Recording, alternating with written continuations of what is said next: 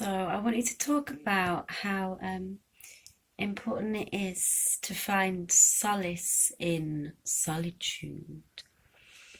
Because I think there's a lot of people who are a bit scared of being on their own.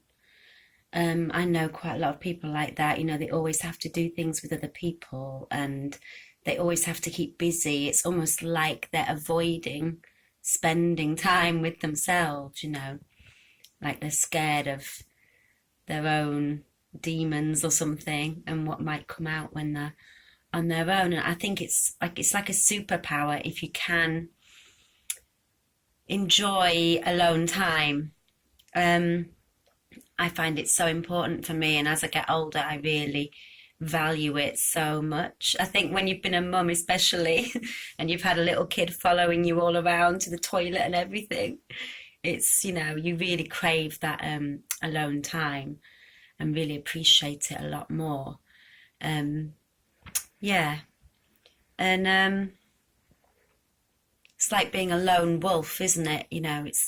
I think it is a powerful thing if you are capable of being a lone wolf.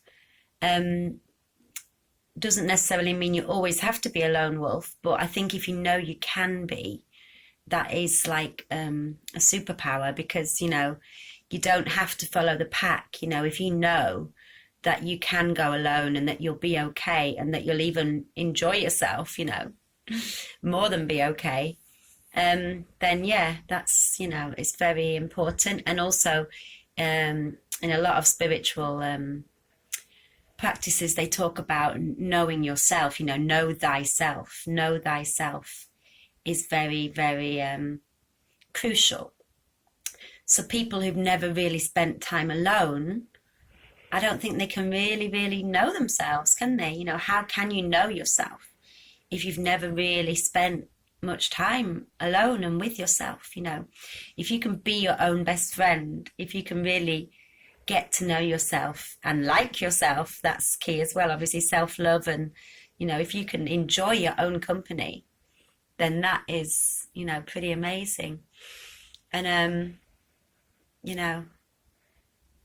I think it's really key to being yourself because, how can you be yourself if you don't even know yourself?